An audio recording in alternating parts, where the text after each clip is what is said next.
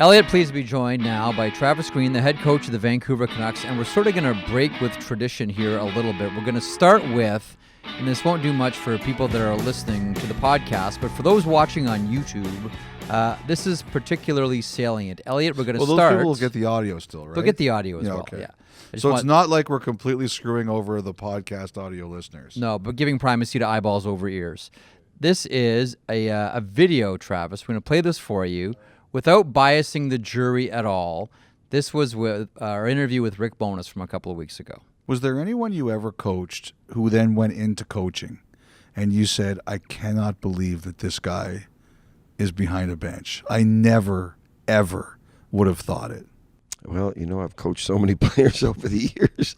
I'd have to give that one some thought. I'm sorry. Yeah, but no.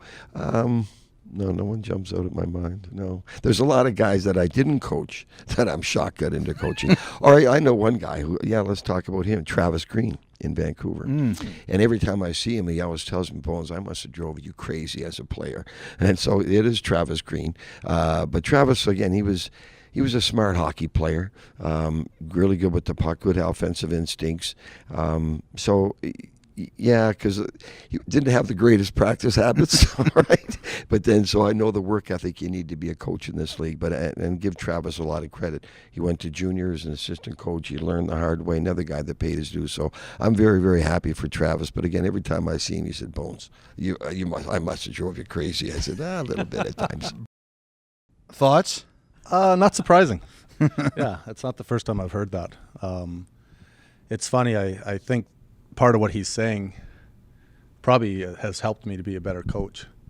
I've said it openly and honestly. There's certain things in my playing days that I was probably embarrassed about. Back to my AHL days, my first couple of years in the NHL, and I think that's part of just life in general. When you look back and you learn, sometimes the hard way, but you come out probably better for it. Tell us a story that won't get Jeff and I fired, that you look back at early in your career and you say, I cannot believe that I did this now. Man, well, there's a lot of them. But, right, my first year in the American Hockey League, I was talking about Butch Goring the other day. And I had Butch in junior in Spokane. And my rookie season in the AHL, I think it was 12, 15. I can't remember exactly how many games in. And I must have been up in the scoring, like second in the league and leading our team. I'm not sure exactly. But I was doing quite well, and someone got hurt in New York. And I was packing my bags. I'm going up for sure. That's the way it works.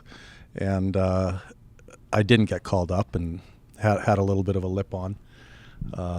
Probably affected my play, and I remember Butch calling me in because he knew me so well. And just saying to trust him and trust the process and to trust that I wasn't ready to go to the NHL yet.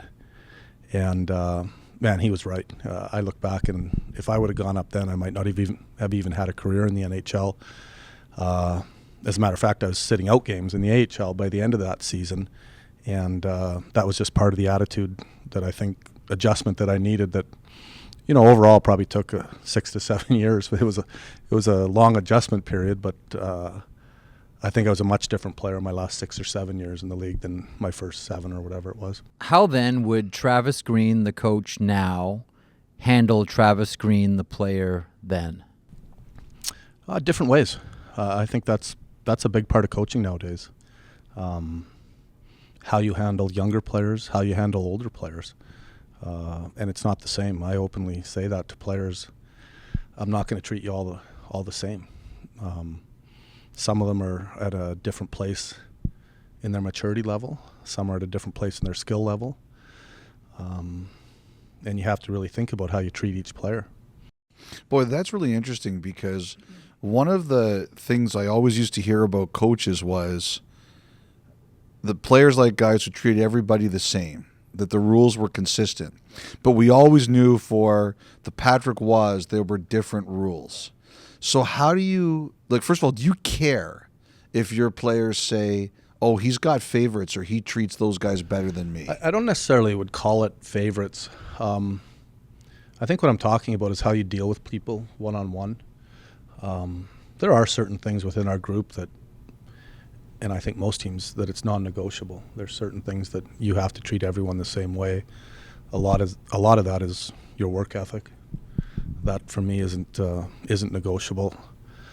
But how you treat players as far as discipline, maturity level, how many times do they make the mistake? If they make a mistake and they keep doing the same mistake, well, you probably have to treat them different. It's a lot like your kids. Certain kids, if you have 2 or 3 kids, some of them you might treat a little bit different because they probably need it. I can recall Bob Gainey once talking about difficult players, and his point was, and I'm paraphrasing Bob Gainey here, he said something along the lines of, if you don't have difficult players, you're not going to have a very good team, because great players, good players are difficult. Do you agree? A little bit, yeah. I've played on bad teams, terrible teams, pretty good teams. I think that the teams that are really good have a little bit of swagger in them that probably can rub some people the wrong way, probably can rub some of their coaches the wrong way. I think you have to be careful as a coach with those players, because in the heat of the moment, they're very competitive guys, and they might say some things to you that might piss you off a little bit, and you might have a banter back and forth, which I occasionally have with some of our guys. I look back on our playing days, my playing days, that team we had in Toronto, the year we went to the semifinals. We had a lot of guys that could rub people the wrong way, yet it was a pretty good team. And if you have a team with too many angels on it, maybe you play that way. But at the end of the day, it's a hard game. It's a tough game.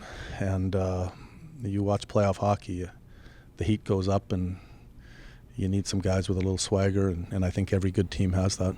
Who's that guy on your team? Like, who's the guy on the bench that you and him, you give it back to each other, and when it's over, you kind of wink at each other and say, we both understood what was going on here? I'm not going to name any names on our team. Oh, come on. You guys could probably guess a few of them, but and they're usually guys that are easy Bo to pick Horvat. out. One of them's got to be Horvat. No, actually, Bo.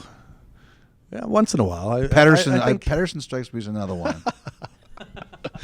We're just going to go right down the roster here. Yeah. Me and Quinn go at it quite a bit. We Erickson, go back. Really? Yeah. Eh? No, I'm kidding. I was going to say he would be my last pick. No, I'm kidding. No, I think every team has it, and I've noticed with our group, the better we've gotten, the more intense some of our conversations are occasionally, and I try not to get at it too hard, but you still have to keep your players accountable, and how you do that comes across different ways at different times. Because I have to say, Travis, like I love watching you on the bench, because you look like one of the most miserable coaches on the league on the bench. Like, I don't know if there's a guy who smiles on the bench less than you do.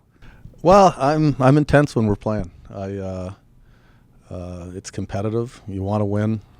You want your team to be competitive and intense. I might look that way, but I love doing what I'm doing, and I think that's just the nature of the beast when you're in game mode, and that's part of it. We started the interview off by playing the Rick Bonus clip. I'm curious, further to that, is there anyone on your team that you could look at and say, I could see this guy being a coach one day? Not trying to wrap anyone's career up, but knowing what you know now about what it takes and what kind of personality you need to have, is there anyone on that team that you look at and you say, you know what, when it's done for this guy, I could see him behind a bench? Yeah, occasionally I come across a guy like that. I had a player, I won't say who. It was in the American Hockey League, and man, this guy loved the game. Like, I could tell he really loved it. And I've only told this once to a player. I felt like this guy was gonna play as long as he could, and I just knew he was going to be successful at something, whatever he did, whether it was coaching or business. And I really liked him. I didn't get to know him that long, but I actually told him at the end, like, hey, I think you should retire. and he looked at me and started laughing in the same way. And I said, I'm saying that as a compliment. Like, I think you're going to bang your head against the wall. You're going to do whatever you can to try to make it. And you're probably not going to. And I think you're going to be highly successful in whatever you do. And think about that, because, I'd like to see you be successful in what you do. And I knew he wasn't going to quit hockey right then. And he went on to play another year the next year in the American League. And then he called me or texted me about a year later. And he just thanked me for that piece of advice. And he had moved on and was having success in what he was doing in business. And, it was nice. It was a nice feeling. This is not going to be as good an interview if you're not going to tell us who you're talking about. You know me better than that. Well, and one thing I actually wanted to talk to you about was, so your first NHL job as a head coach is in Vancouver. Yeah. And I think Vancouver is the second toughest market in the league after Montreal. I actually think it's tougher than Toronto. And Pat Quinn, when he was coaching the Leafs, he would say to us, you guys are jerks, but Vancouver's worse. And you and I, we have a good relationship, but there have been times you said to me, like, Elliotte, what the hell? Like, what are you going on our radio or TV and you saying? And I just wanted to ask you, like, I think in a Canadian market, there's the controversies that come whether you want them or not. But the key for a coach to manage is we can't create them. What's it like working there, and how careful are you about what you say? I definitely think about what I'm going to say. The one thing I when I got into coaching, I kind of promised myself, A, I wouldn't forget what it's like to be the player, and B, trying to keep your, you have to keep your composure as a coach a lot of times too, and not just say things emotionally. And I try to be very honest in the media, maybe to a fault. But I don't try to throw players under the bus, especially in Vancouver. I think there's such a passion in the city. The team loves their players. They want the team to win.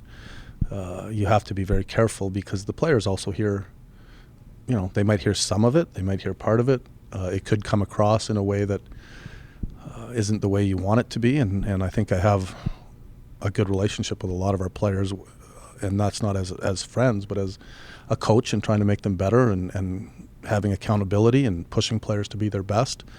I just don't know if doing that in the media is necessary, and once in a while that just happens naturally.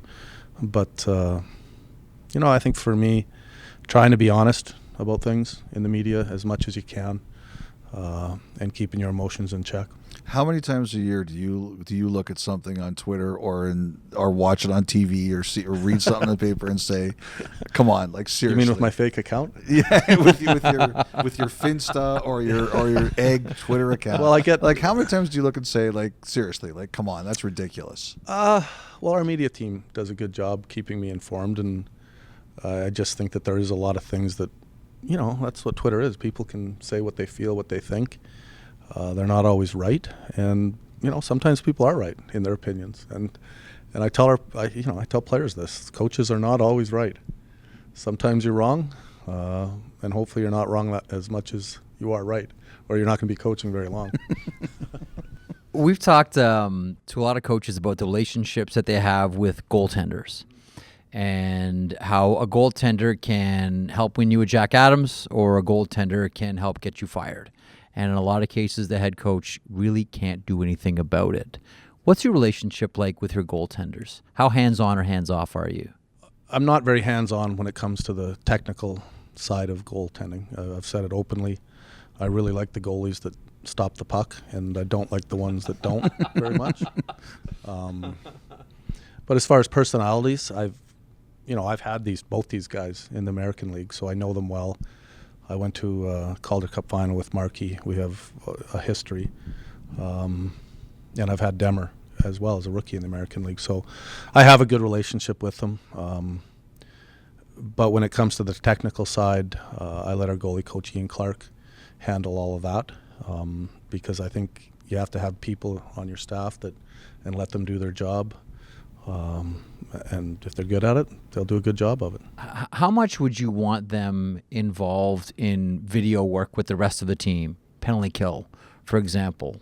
Well, how much would you want goalies meetings in the room? Yeah, they're not in the power play meetings. They're definitely in the penalty kill meetings for sure. Our 5-on-5 play, they'll be in it. Occasionally, they might be on the ice. If one of them needs to get out early before a meeting, we'll do that. But I want them to be part of the meetings. And our meetings aren't just all always about structure or technical stuff. Sometimes there's stuff on the video that is a message about will or about compete, and I think it's important that the goalies are also seeing the same message and understanding what the players in front of them are trying to do, or what the message is that we're trying to send. I was asking some other coaches about you, and they said that one guy said something pretty interesting. He said that the thing that I wish that I had in my organization that Travis has, he says it clears to him that your GM and you have a good relationship. Like, you pitch on players and he listens to you. It's clear that the lineup you have is a lineup that you would like. What's your relationship like with Jim? First of all, it's great. We talk a lot. We talk, we talk hockey a lot. I could sit and talk all day about the game, about players, about winning, about losing. I think that's most people in the business. That's the way they are. When you do something you love, it doesn't feel like it's work. And Jim's the same way. I think we have a clear vision of what we see as a winning team, the type of players that we like. And there's times where, we don't always agree on it. But that's okay. You're never going to both agree on everything. I feel, thankful that that's the kind of relationship we have, where with a coach and a GM that can be open and honest. And I think it's probably important that you both have the same ideas of the game and how you win in the league. Otherwise, you're probably going to, A, not believe in the style you're playing, and B, not believe in the type of players you want. So I think Jim's done a great job in adding pieces to our group. When I got into Vancouver 3 years ago, we talked about, turning the corner every year, taking a step, and then, along the way, you've got to either draft well, you got to make players on your team better, or you got to sign free agents. And the coach and the GM have a piece in both of that, or all three of those. And I think it's been really good working with Jim. Okay, here's my first real fishing expedition of this interview. Markstrom. I forgot you guys had a history together. Would you ever say to Jim, I would really prefer it if you signed this guy? I would not necessarily player A, we'll call him. Mm-hmm. I would definitely say that. If there was a player that I liked, much like a lot of the free agents or guys on our team, we talk about them all. The players that we want to have back, the players that we don't. I definitely, don't make the final call, but Jim definitely listens, and I know he appreciates my opinion.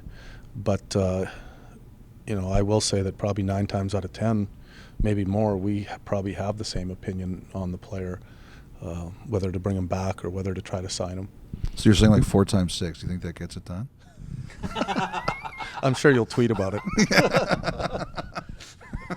Want to put any more worms on the hook? Or No. I figure that's as far as I'm getting on this one. So I want to talk about Elias Patterson a little bit here, and we always talk about the players that you would pay to watch. It's a list that includes McDavid and Crosby and Ovechkin, all the usual headliners.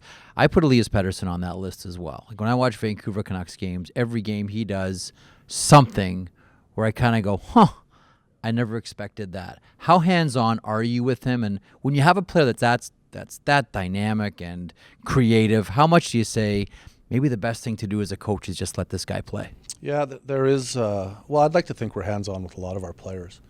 And it goes back to what I was talking about earlier, where you have to be really careful in each player, assessing what their talent level is, what kind of player they're going to be, what they can handle from a maturity standpoint as far as the understanding of certain parts of the rink. And, Petey's a guy that we put a lot of thought into right from the first time we saw him. I remember the first training camp, we more or less said we're going to, we felt like that we needed a centerman.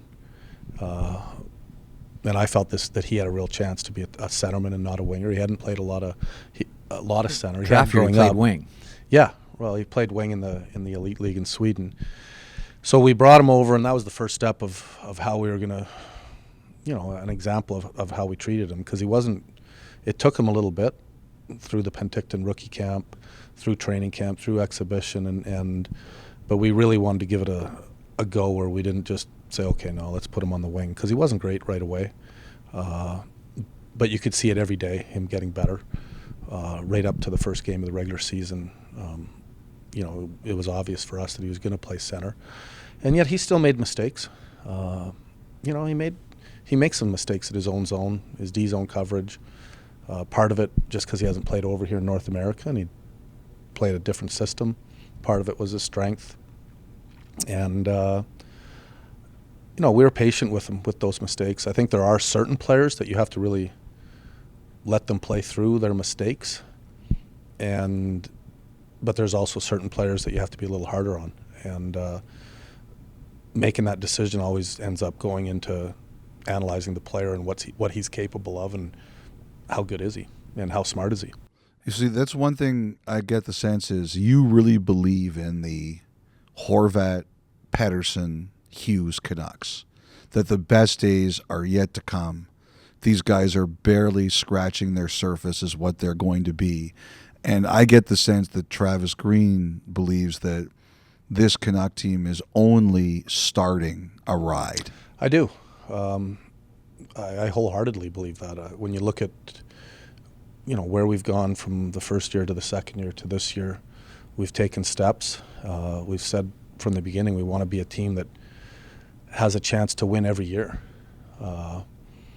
Not a team that just sneaks into the playoffs one year and then isn't there for a while. I believe you need to have multiple chances to win a Stanley Cup to actually win it. You see it a lot. You see Washington trying to win it, and then they finally do.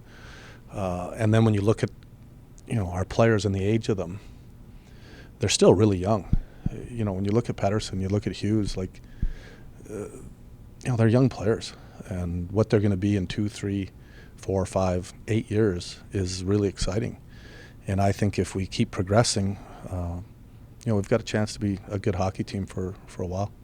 Hughes is fascinating, I think, to all of us. And, of course, everyone's going to have a different thing that they enjoy about him. When he steps over the blue line, I'm amazed at his age, how quickly he can create ice around him. Like with a couple of whatever he does, all of a sudden, wow, ice appears around Quinn Hughes. What impresses you the most? Believe it or not, what impresses me the most about Quinn is just his demeanor. Never mind his hockey skills. I love how he is off the ice. When he has a bad game or when he has a good game, it doesn't affect him too much. And I think that's really important for star players. Partially because they're going to make some mistakes. Star players, young star players do, and they have to be able to keep their confidence. And B, they're the ones that are going to be on the ice when the heat's on. When you're playing in a Game 7 or you're playing in a playoff game and you got to find a way to win. And usually those star players are the ones that make the special play, or a lot of times make a special play to decide a game, and you need game breakers like that. I think he has that, and he has the demeanor to be that. Now his skill level is another thing. He's just such a good skater. His hockey sense is great. He does things a lot of times that, quite frankly, other guys can't do. Mm-hmm. Never mind on our team, but in the league, we have video clips where, when we're trying to figure out our game review, and we just don't show it to the team. There's certain things that, other guys can't do that he does. Like what are we talking about here? It might be one of these, like a spin or creating space for himself, and right. And I wouldn't ask another defenseman to do that. What I'm curious, what's the next challenge for him? He's already jumped over so many hurdles with you guys. What's the next challenge for Quinn Hughes? That's a good question. It's an exciting question, though. You see what he's done as a rookie, and you start to think, okay, what is this guy going to be like in next season? What's he going to be like in 3 or 4 years when he grows, has more of a man's body and the strength, he gets stronger. So, whatever it is, wherever he gets to, I know that he's gonna maximize what he should be just because of the way he is. I just want one more about drafts, because those last few players that we just talked about, these aren't first overall picks. And I know at least one, and probably the other one, Vancouver had ranked a lot higher than other teams did, and they made the right decision. How much would your general manager talk to you before the draft and say, man, if we can get this Pettersson kid, I know we're at 5 here, if we can get him here, or I know we're at, for the Chicago draft, man, if Quinn Hughes is still available, how much would Jim keep you abreast of what's happening with the Green When Bananas? it comes to the draft, I don't really, I don't have any say in who we're picking. I think Jim and I like certain type of players. We want to get high-end skill guys as well.